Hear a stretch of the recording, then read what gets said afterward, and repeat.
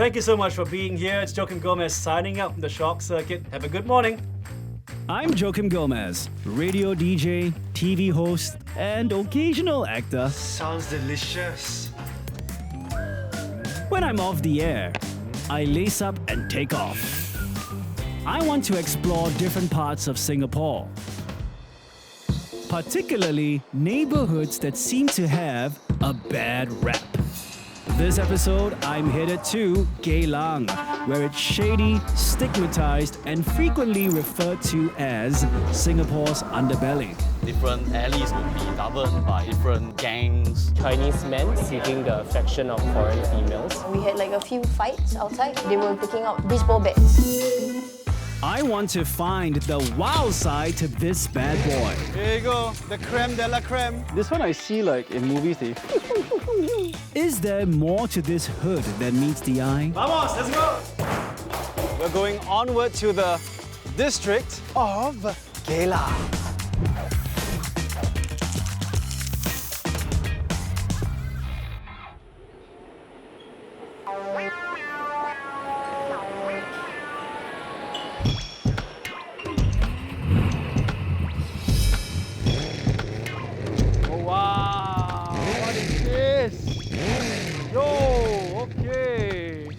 Hi Joakim. Your name, brother? Chawin here. Chawin, this car looks very familiar. This is the GT86/Subaru BRZ. We only have about 100 of these cars in Singapore. Hop on. This defeats everything I've learned as a kid on not to go into a stranger's car, but we're doing it in a rare one in Geylang. Last time when I was younger, right, my grandfather used to have a coffee shop here. Right now it's a supermarket. I've been here every week, I would say. I'm guessing he served all types and all kinds of people. He serves gang members, people who run illegal gambling dens, and also the ladies who serve the men. Sprawling out like legs of a centipede, some of the even-numbered lorongs is said to be home to Singapore's notorious red light district. How much of the olden day Geylang do you think remains? About 25 to 30%. Vice activities. After the pandemic hits us, the whole street was wiped out. The red light district is more or less only in the even-numbered lorongs, only like 2 lorongs only.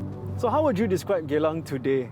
I think it still has character right now, but it's like the cleaner version. I really hope that people look at Geylang in a different way. Okay, so that was my old connection to Geylang, and right now this is my new connection to Geylang. Oh wow, it's the tofu shop! Yeah, I'm a major fan of Initial D. And this is what Initial D is all about, a popular Japanese comic and animation on street racing in Japan. It follows a Japanese high school student who falls into the world of illegal street racing while out on a delivery run for his father's tofu business. Wow, this sign is exactly the same as the anime version though. Yeah, but the main event is that car over there. It's the Please, 86. let's go, yeah, Let's go. Here you go, the creme de la creme.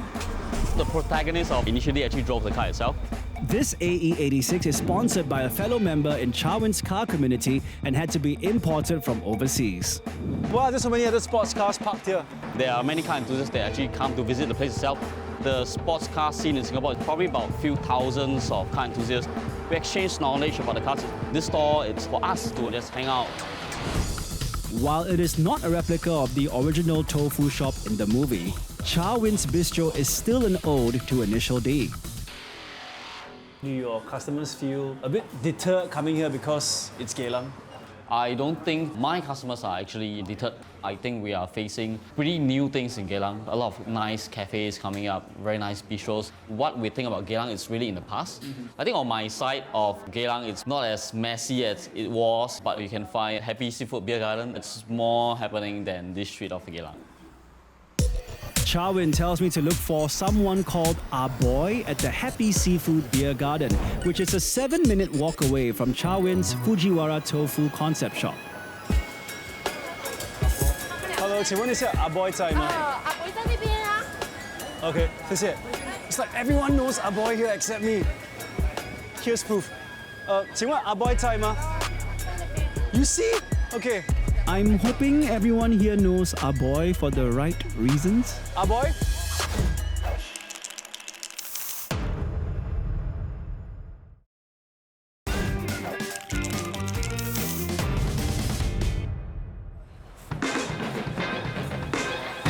I'm here in Geylang at the largest beer garden in the area, meeting with a person everyone here calls our boy. How do you become so popular here as our boy? I've lived here all my life, and growing up here, I used to hang out a lot in beer gardens. My school assignments were done here as well. What's the difference between a beer garden here in Geylang as compared to other areas in Singapore? Beer gardens in Geylang, typically they are associated with the nature of older, mostly Chinese men, many of them seeking the affection of mostly younger foreign females. Over here, you have the most number of beer girls as well as beer brands in Geylang. And competition is really tough. They earn by commission based on the number of beers that they are able to sell. You can imagine some of the activities involving some contact in order to build rapport and loyalty as well. That said though, how did Geylang's red light district come to be? The first red light district in Singapore used to be along the Singapore River, where many early migrants in the 1800s were working and living near the Singapore River. The British government then, in a bid to curb this gender imbalance in society, decided to legalize sex work. With the Land Acquisition Act in the 1960s, we had the relocating of the businesses and homes in the Central Business District. The Land Acquisition Act made it easier for the government to buy land in areas like the Central Business District for commercial use, transforming it into a financial and business hub. Many of them moved all around the city fringe, but Geylang was then established soon after as a red light district. It's now just past midnight, and in just a couple of hours, the rambunctious gets tucked away, and instead, a tranquility takes over. Shuttered shops, empty streets, and ironically, open prayer halls. There are over 100 religious institutions in Geylang's approximate 10 square kilometer radius. I've passed by a Sikh temple, a mosque, a Christian church, and 4 to 5 Chinese temples. Why are there so many religious institutions in Geylang? What kind of temple is this? We are a Taoist temple, and we are the oldest Chinese temple in Singapore. Is there proof? Yes, let me show you. Okay. Singapore Book of Records established the date based on the Qing Emperor Jiaqing. His reign was in 1796 to 1821. They take the mid-year of the reign to establish the date that was founded in 1812. According to the Book of Records, Sun Tian King Temple was established during the Emperor Jiaqing's reign. So how did the Singapore Book of Records know all this? One of the evidences is the two stone tablet found in the old temple at 73 Malabar Street. These two stone tablets state the year of reconstruction of the temple in 1849, which has led to the belief that the actual erection of the temple predates the founding of Singapore in 1819. You don't rebuild a temple every 50 years, probably 100 years after. So this temple actually predates Sir Stamford Raffles coming to Singapore. That's right. Topek Kong, the main deity of this temple, he blesses the devotees with good fortune. It's the oldest statue in the whole of Singapore. The original temple was located at what is now Bugis Junction. It officially moved to Geylang in 1994. Knowing Geylang's reputation, sir, why do you all choose to move here? First, this land is freehold. Second, this is where many places of religious worship are located, so we fit in very nicely with the community. We do have family that have been worshipping at this temple for 3 generations.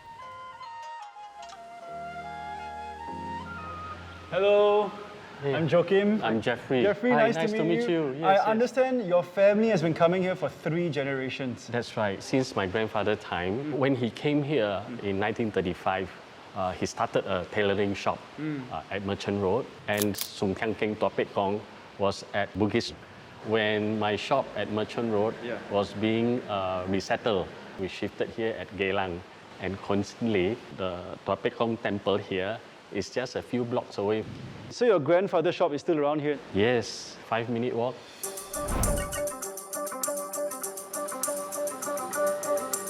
I find myself in a time capsule. Jeffrey's shop, Eng Tian Huat, is a trove of relics.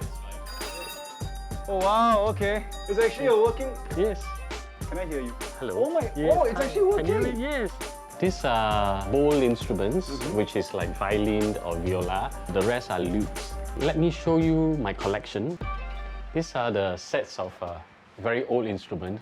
This is actually a lute. It's like easily 100 years old. Wow. Yes. Relax. Okay. Have a good grip. Yeah. So it's like cutting something, but That's right. you're Yes, very yes, relaxed yes, right now. yes. So how did your grandfather's tailoring shop become this with all the musical instruments? When he went back to China, he brought some of these items back. In the early days, 50s, 60s, we not only supply to the wayang troupe or the temples and clans, but even household. Certain things like tapestries. Those days, almost like every Taoist or Buddhist family, they will need the altar cloth to decorate up the altar tables. Around Geylang area, there are temples, monastery, the wayang house association and clans are here. So this is the place where my dad thinks that this is a good place. So what will happen to your shop in the future?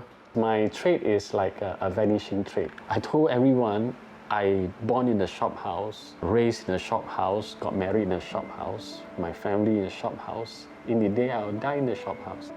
I'm so proud. People come into my shop, they say, Jeff, don't do anything with your house, okay? Because this is history.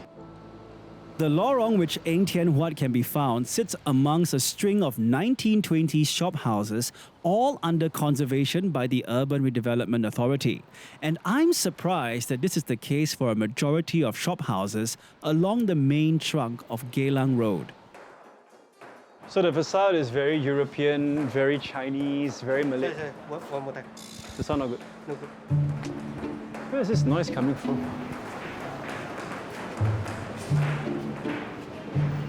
The stamping and rhythm sounds very familiar. Yo! It's flamenco! A small nugget of info. I used to learn this when I was at NAFA back in 2009. It's been 14 years! The harder you stamp, the more assertive you are. It's like, BAM! Hello, Hey, senor. welcome. Thank you very much. Are you joining my class? Yes, I actually learned this a long time ago, so I feel a bit rusty right now. Well, we've prepared a little routine. I think you can pick it up quite fast. Okay.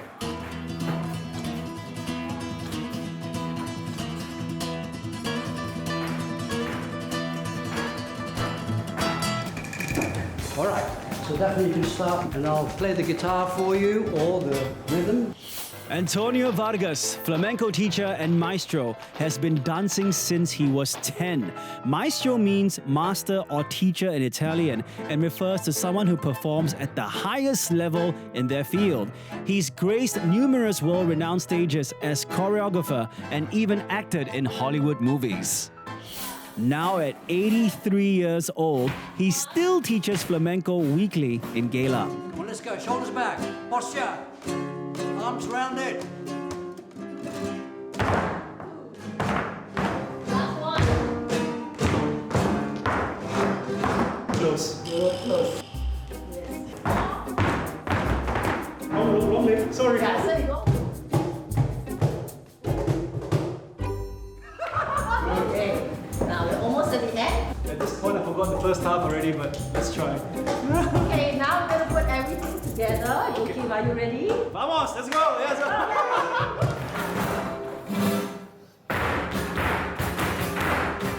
This is taking far more memory and coordination than I possess. Can I nail this routine?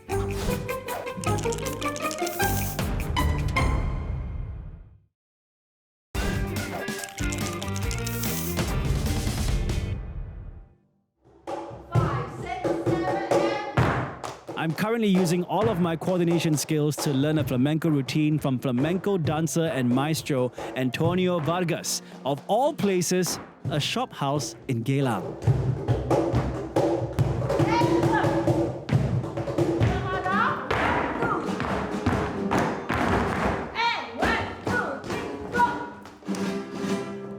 For someone who hasn't done it for a long time, my compliments. Oh, thank you very much. Okay. A plus. I feel embarrassed. They're clapping for for me, but okay. Mr. Antonio, of all places, why Geylang? The interesting thing is, in Spain, in Australia, Los Angeles, where are the flamenco schools? In the old area, in the flea markets, where you think it's the most dangerous place to be. Geylang, for me, was a very similar situation. Flamenco is said to be brought to Spain by gypsy immigrants from India between the 9th to the 14th century. Gypsies were often considered as outcasts, confined to poor, seedy areas. But it was in this oppressive environment that flamenco flourished. Do you think flamenco has a home in Singapore, let alone Geylang? The last decade or so, there was more exposure to flamenco in general. We started maybe 10 to 20 students, and now we have around 100 students. Do you find yourself defending the location of Geylang a lot? Yes, I do. I would say it's a very eclectic and colourful place. Geylang is something different. All these new hipster things that are coming. I see Geylang evolving actually. Hipster has certainly found a home in Singapore, and it seems also in Geylang. The neighbourhood has now grown a penchant for artisanal lattes, vintage photographs, craft beers, vinyls, and barbershops. Haircut? Hey, I can't cut my hair. No, I got something on in July. I can't. Going in? Hello. Hello. Hi. I've been told to come here for a haircut. Okay. But I can't exactly cut my hair today. Are you scared because you're female barbers? No. I can't cut my hair because I have work commitments, so maybe I can get a nice clean shave. Sure, we will show you what female barbers can do. For the record, my usual barber is a female barber, but I know there aren't a lot of female barbers out there, let alone barbershops like this run completely by women. When I came in earlier, you said, why scared because of female barbers, is it? Like, do you still get the stereotype? Yes, until now, since 2 years back. I've seen people, booking appointment. Then in the end, when they know that I'm their barber, they're gonna cancel their appointment. So have you done anything to try and break that stereotype? I've been marketing myself in TikTok. I've been receiving a lot of customers from TikTok. Can I actually see some of your videos? Oh, sure.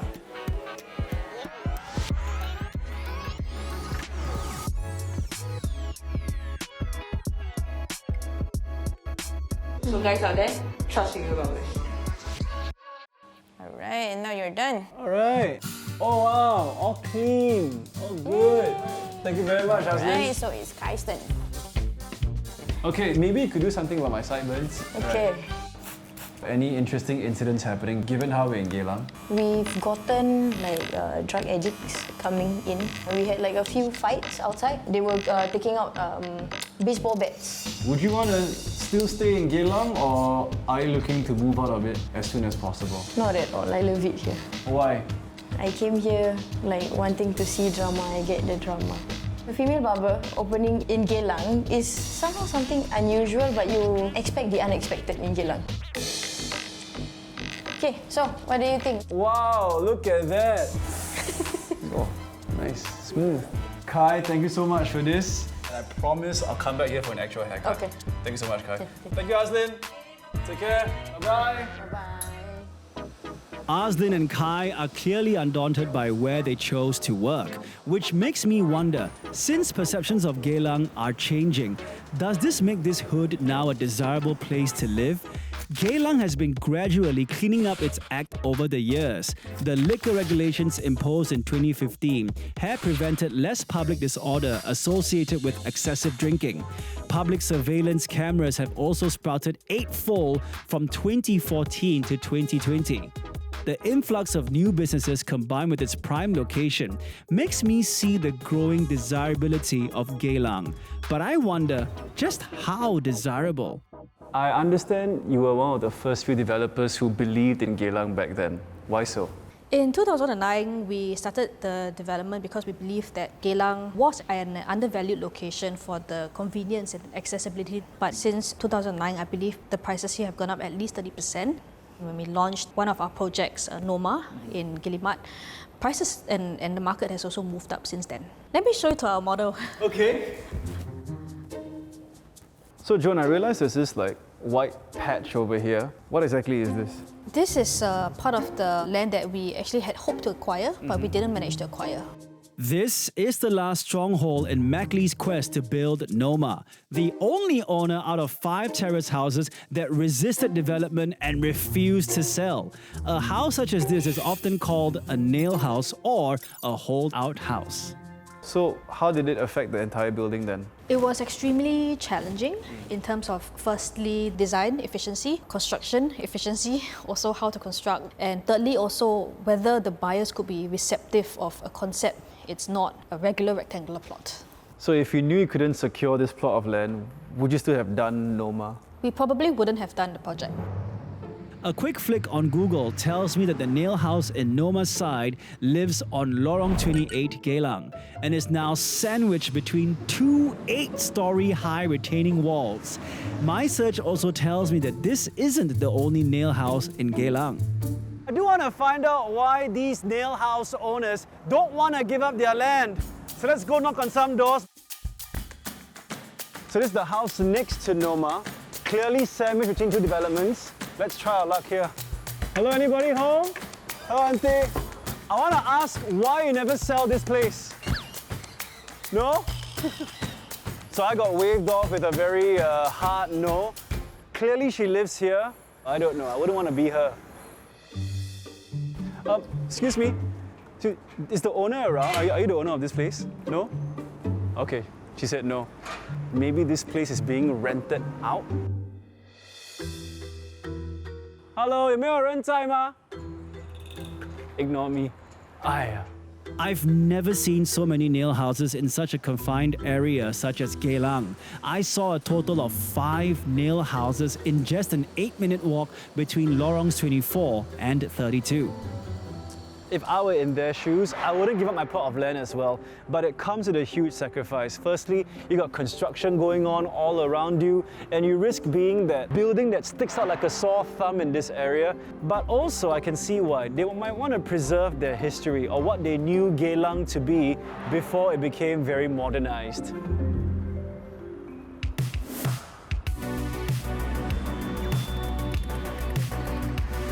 Now, evidently a few parts of Geylang are undergoing change right now, but that doesn't mean a bad thing because clearly new and old can coexist together here, and I feel that is what makes Geylang great.